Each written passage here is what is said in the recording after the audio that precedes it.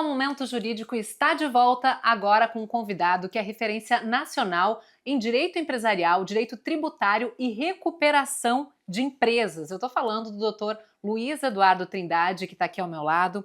Ele que é advogado com mais de 25 anos de experiência, fundador do escritório Luiz Trindade Advogados e um dos coordenadores da obra A Recuperação Judicial e o Devedor Contumaz, que está aqui na minha mão. Ela reúne especialistas da área.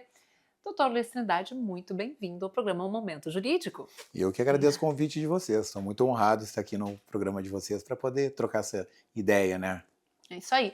Para começar, eu gostaria que o senhor nos ajudasse a esclarecer o que é uma recuperação judicial para o público que talvez não esteja muito acostumado, né, a lidar com esses termos do direito e quais são os principais objetivos. Certo. A recuperação judicial, na verdade, ela é uma lei que ajuda as empresas a se reestruturar. Ela entrou em vigor em 2005 para substituir o antigo decreto das falências e concordatas. Nós importamos um modelo norte-americano, da Chapter 11, aonde nós botamos no centro da proteção o princípio da preservação da empresa. Então, a ideia é que a recuperação judicial conceda o espaço e o tempo e as condições necessárias para que uma empresa que está passando por um momento de crise econômico-financeira consiga superá-las. Então, ela veio com esse intuito e foi uma evolução muito grande perto do que nós tínhamos antes dentro do sistema de insolvência, que não recuperava ninguém. Sim, pode ajudar a evitar demissões em massa, por Muito. exemplo.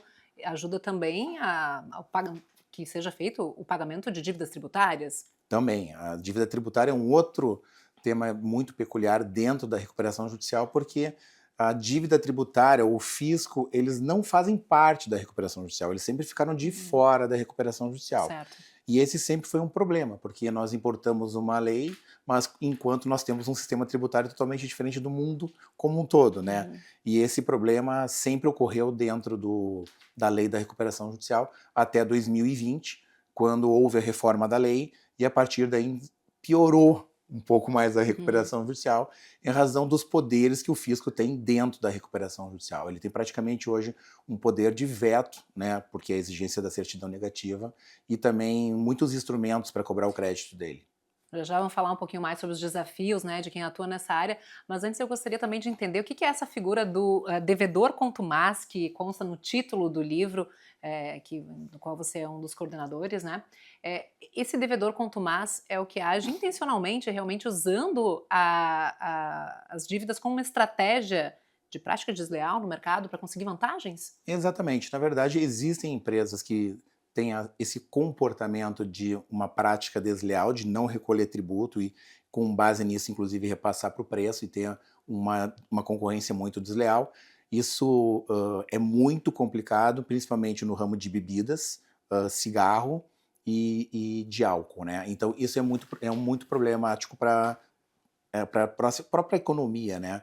Só que, quando o legislador agora fez a lei do devedor contumaz para tentar caracterizar o que é um devedor contumaz, ele fez um trabalho que ficou muito ruim. Por Uma lei quê? desse ano. Desse ano, a Lei Complementar 225, né? Então, nessa lei, não ficou separado o que é um fraudador, que é esse devedor contumaz, do que é uma empresa que está passando por uma situação de crise econômico-financeira. Então, esse é um dos grandes problemas, né, que a gente enfrenta, e que é essa falta de distinção dentro da lei. E aí, faz o quê na hora que tem que defender os interesses de uma empresa que realmente quer fazer uma reestruturação judicial séria, uma recuperação judicial séria? Aí é que está. Dentro da lei do devedor contumaz, ela diz que existe um processo de ampla defesa, do processo administrativo, que tu vai poder se defender. Entretanto, quem julga o processo administrativo é o próprio procurador que está apontando o dedo dizendo que tu é um devedor contumaz. E ele é dotado de discricionariedade, inclusive, para aceitar ou não os argumentos da tua defesa, porque o que é uma dívida que não é justificada, por exemplo? Ou seja, o que é esse devedor contumaz que ele não tem uma justificativa para não pagar impostos? Não existe uma determinação legal sobre isso. Às vezes a linha que separa um de outro é muito tênue também, pode ser difícil de comprovar. E eu falo sempre o seguinte, o problema não são os instrumentos legais que são postos no mercado, embora eles sejam um problema também. O problema é como se utilizam deles. Então, ano passado, em fevereiro, salvo engano, houve o primeiro caso onde o STJ decretou a falência de uma empresa que devia 10 milhões de reais por execução fiscal frustrada.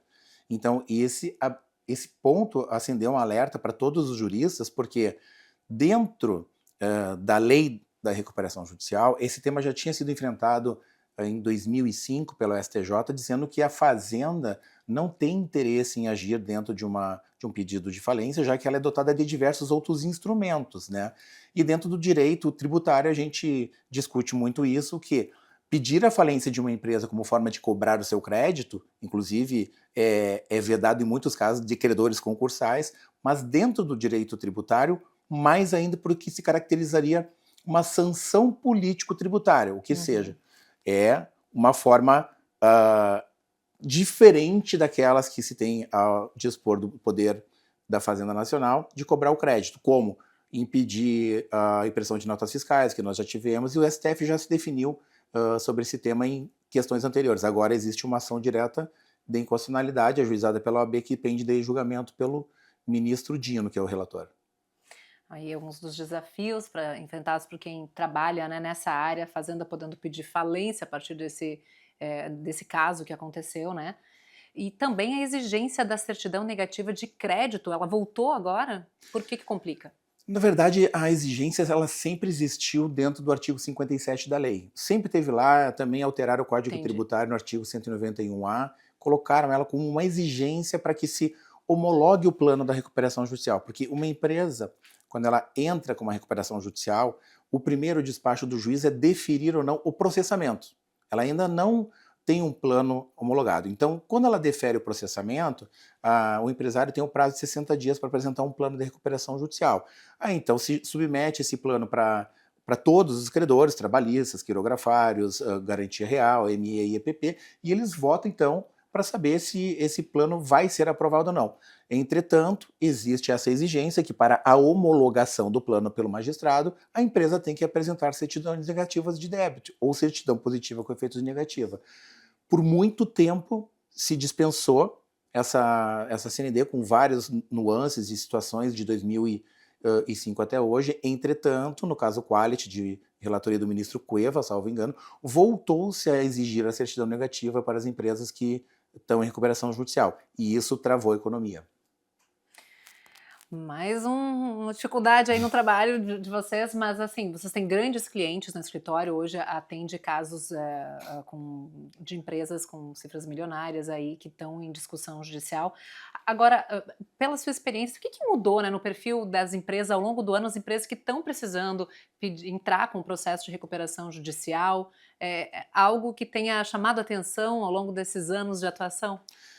As empresas sempre buscam entrar em recuperação judicial, tinham essa cultura de entrar com prazo muito tarde. Que nem eu digo, o empresário vai te procurar justamente quando estão cortando a luz. Porque existe uma resistência psicológica interna muito grande, aonde tu associa ao fracasso. Um preconceito, quase como se fosse a falência chegando. Exatamente. Hoje, nos tempos modernos, inclusive é o contrário, né? Empresas que vão passar por um processo de M&A, compra e venda, são obrigadas a ser submetidas a um processo de recuperação judicial para que se tenha um deságio e que se ajuste a dívida para que ela possa ser comprada. Então, as grandes recuperações judiciais do Brasil, hoje, das grandes companhias, elas são organizadas com muita antecedência. Então, ela virou, sim, um instrumento de soerguimento muito bem utilizado pelas grandes empresas. O problema são as pequenas, as médias e as empresas familiares, né? E como equilibrar a defesa dos interesses dos clientes, claro, que são os contratantes, com a preservação dos empregos, os credores também, dívidas trabalhistas, função social da empresa, como é que se fecha essa equação aí? Pois é, esse é o grande ponto, né, onde se faz o plano de recuperação judicial para apresentar nos autos, que tenta se equilibrar todas essas valências, né? Inicialmente, lá, quando a lei entrou em vigor, existiam, na minha opinião, deságios muito abusivos, deságios na casa de 90%, 95%.